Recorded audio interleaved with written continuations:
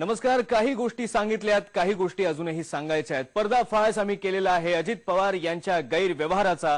जलसंपदा मंत्री असताना दादांनी धनसंपदा वाढवण्यासाठी कसे प्रयत्न केले आणि आपल्याच कंपनीला म्हणजे आपण ज्या कंपनीत गुंतवणूक केलेली आहे त्याच कंपनीला कशी कंत्राटं मिळवून दिली आणि या गुंतवणुकीचा निवडणूक कार्यालयामध्ये ज्या वेळेला प्रतिज्ञापत्र भरायला लागतं त्यामध्ये कसा उल्लेख केला नाही, कशी माहिती दडवून ठेवली, निवडणूक कायद्याचा कसा भंग केला, या सगळ्या गोष्टी आम्ही तुम्हाला दाखवल्या आहेत. पण याही पुढे जाऊन काही महत्त्वाचे खुलासे, एक मोठे गौप्यस्फोट सुद्धा आयबीएन लोकमतवर तुम्ही आज पाहणार आहात. आम्ही जसं म्हटलंय की दादांची खुर्ची सुद्धा हादरून निघेल असा हा गौप्यस्फोट आहे, एक दादा घोटाळा. काय काय आम्ही तुम्हाला दाखवणार आहोत, एकदा आपण अंदाज घेऊयात.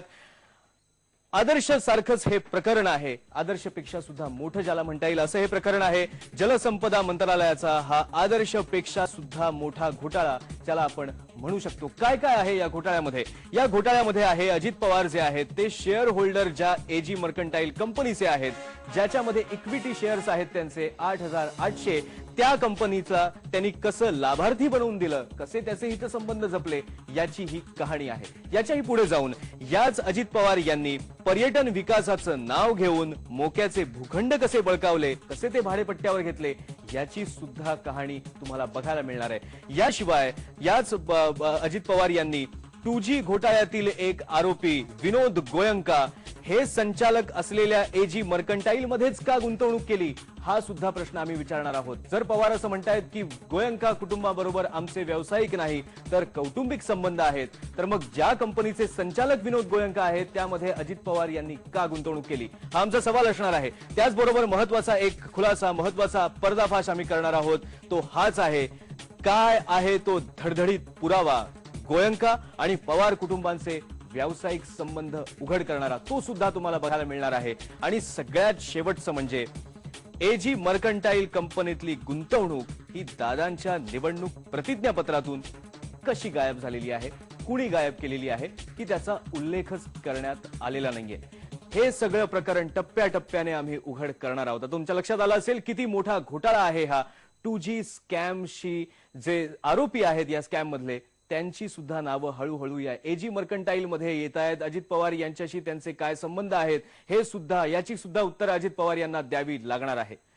करोडो रुपयांची जमीन घशात घालायची, त्यासाठी वापर करायचा आपल्याच खात्यातील अधिकाऱ्यांचा, आणि हा वापर करून आपली गुंतवणूक ज्या कंपनीमध्ये आहे त्या एजी मर्कंटाईलला मोक्याचे भूखंड भाडे तत्वावर मिळवून द्यायचे. ही कहाणी आहे कर्जत मधल्या भिलवले डॅमच्या परिसरातली, जी शोधून काढली आमचे deputy news editor Chandrakant Patil यांनी. त्यांच्याशी सुद्धा आपण बोलणार आहोत. त्यांनी कसा छडा लावला या सगळ्या प्रकरणाचा ते सुद्धा बघणार आहोत. पण पुन्हा एकदा बघूया हे नेमकं प्रकरण आहे कुठे, घडलंय कसं आणि आता नेमकं तिथे पर्यटनाच्या नावाखाली काय चाललंय. अजित दादा पवार सध्या राज्याचे उपमुख्यमंत्री, अर्थमंत्री, ऊर्जा मंत्री, पण 4 वर्षांपूर्वी म्हणजे 2007 साली ते होते राज्याचे जलसंपदा मंत्री. आणि त्याच वर्षी घडला एक मोठा कॉर्पोरेट घोटाळा. जलसंपदा खात्यानं आपल्या मंत्र्यांसाठी आणि मंत्र्यांनी गुंतवलेल्या कंपनीसाठी अख्खी यंत्रणाच कशी पणाला लावली, बघूयात याच सरकारी खाबुगिरीची धक्कादायक कहाणी.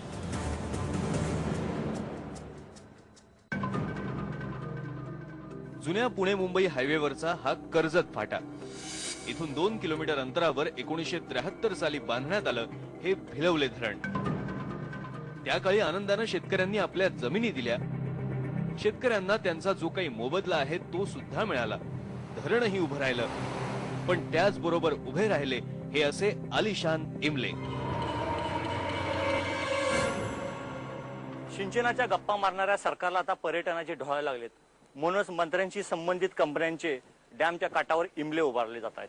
अर्थातच हे सगळं झालं जलसंपदा खात्याच्या आशीर्वादानंच. सुरुवात झाली धरण मजबूतीकरणाच्या कामापासून. पर्यटन विकासाचं नाव देऊन धरण मजबूतीकरणाच्या कामासाठी निविदा मागवल्याचं दाखवण्यात आलं.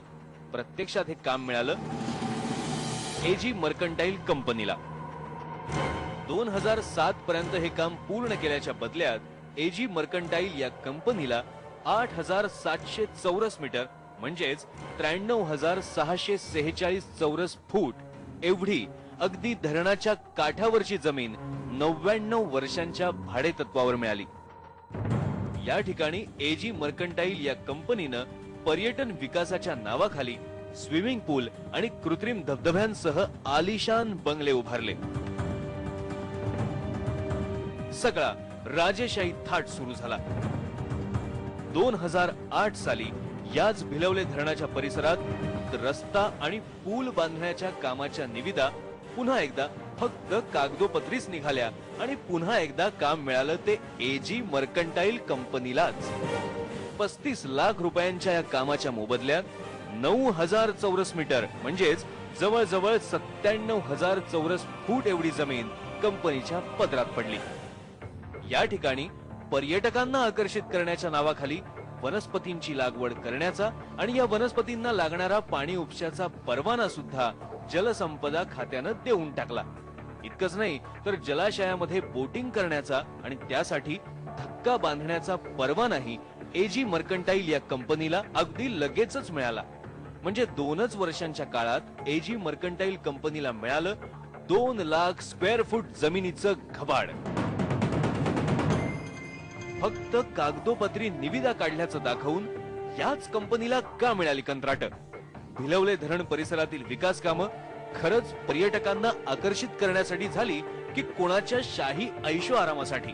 मुळात जलसंपदा खात्याला पर्यटन विकासाचा उमाळा कधीपासून आणि कुणासाठी वाटायला लागला?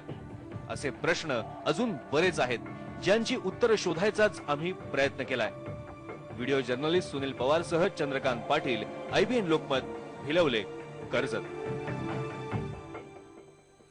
हा घोटाळा उघडकीला आणणारे आमचे deputy news editor Chandrakant Patil जे आहेत त्यांना सुद्धा अनेक प्रश्न पडले. एक एक जेव्हा गोष्टी पुढे यायला लागला तेव्हा आणि ह्या प्रश्नांची उत्तरं मिळवण्यासाठी त्यांनी सगळ्या प्रकारे प्रयत्न केले. अगदी माहितीचा अधिकार जे आहेत, RTI कार्यकर्ते आहेत त्यांच्यापासून ते अगदी मंत्रालयात स्वतः चक्रा मारून काही कागदपत्र त्याने मिळवली आणि त्यावेळेला आम्हाला आणखीन धक्कादायक प्रकार समजला. आमचे हे प्रामाणिक प्रयत्न आहेत हा गैरव्यवहार उघड करण्याचे. आम्हाला कुठल्याही प्रकारे सनसनाटी पैदा करण्यात कुठलाही इंटरेस्ट नाहीये. ज्या टेक्निकल गोष्टी आम्ही तुम्हाला आता सांगणार आहोत त्यावरून तुमच्या लक्षात येईल की अजित पवार हे मंत्री तर आहेत, त्यांनी तर हा गैरव्यवहार केलेला आहेच, पण त्याचबरोबर त्यांचे जे अधिकारी असतील त्यांचा सुद्धा यामध्ये कसा हात आहे. एजी मर्कंटाईल या कंपनीवर मेहर नजर दाखवण्यासाठी या अधिकाऱ्यांनी नेमकं काय काय केलंय आपण ते सुद्धा बघूया. या जलसंपदा खात्याचं उलटं कॅलेंडर आता आपण बघणार आहोत. जलसंपदा खात्याचं उलटं कॅलेंडर म्हणजे काय मी तुम्हाला सांगतो. 21 फेब्रुवारी 2006 रोजी या एजी मर्कंटाईल कंपनीला या ठिकाणी पर्यटन विकासाला मंजुरी मिळाली. ही पहिली तारीख लक्षात ठेवा. त्यानंतरची तारीख महत्वाची आहे 25 एप्रिल 2007. या तारखेला जलसंपदा खातं आणि एजी मर्कंटाईल कंपनी यांच्यामध्ये भाडेपट्ट्याचा करार झाला. ज्या जमिनी आहेत ज्याचा आम्ही उल्लेख आता केला, साधारणपणे 2 लाख स्क्वेअर फूट एवढी जमीन त्यांना 99 वर्षांच्या भाडेपट्ट्यावर मिळाली. 25 एप्रिलला जर करार झाला असेल, 16 एप्रिलला इथे तुम्हाला लक्षात येईल उलट कॅलेंडर म्हणजे काय.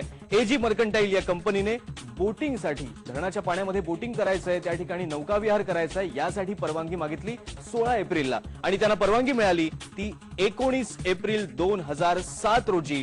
करारा आधीच, सरकार बरोबर करार व्हायच्या आधीच त्यांना ही परवानगी देण्यात आली आणि त्या कागदपत्रांवर असा उल्लेख करण्यात आला की 25 एप्रिलला परवानगी दिलेली आहे. 25 एप्रिलला जो करार झालेला आहे त्याच्या शर्तींनुसार आम्ही ही परवानगी देतोय. 19 एप्रिलला सरकारी अधिकाऱ्यांना माहित होतं की 25 एप्रिलला करार होणार आहे. हा हे नेमकं काय गौडबंगाल आहे याचा सुद्धा उलगडा आता व्हायला हवाय. 16 एप्रिल रोजीच या एजी मर्कंटाईल कंपनीनं अजून एक परवानगी मागितली, ती म्हणजे बोटिंगच्या धक्क्यासाठी. आता बोटीला आणायच्या म्हणजे तिकडे धक्का बांधायला हवा, त्याची परवानगी सुद्धा 16 एप्रिललाच मागितली आणि त्याची परवानगी सुद्धा या कंपनीला 19 एप्रिल 2007 रोजी मिळाली. अजित पवार यांच्या अधिकाऱ्यांनीच या सगळ्या परवानग्या 2 दिवसात देऊन टाकल्या. पण सगळ्यात महत्वाची जी परवानगी होती ती पुढे आहे. ही परवानगी होती ती म्हणजे 18 एप्रिलला या कंपनीने पाणी उपशासाठी परवानगी मागितली. कारण त्यांना तिथे वनस्पतीची लागवड करायची, त्यासाठी पाणी लागणार आहे आणि पाणी उपसा करायचा तर मग त्याची परवानगी हवी. 18 एप्रिलला परवानगी मागितली आणि 19 एप्रिलला त्यांना ही परवानगी मिळाली. सामान्य शेतकऱ्यांना ज्या परवानगीसाठी, ज्या पाणी उपशासाठी वर्षानुवर्ष झगडायला लागतं, अशा परिस्थितीमध्ये, अशा राज्यामध्ये एका कंपनीला, ज्या कंपनीमध्ये साक्षात आपल्या मंत्र्यांची गुंतवणूक आहे, त्यांना एका दिवसात पाणी उपशाची परवानगी मिळाली.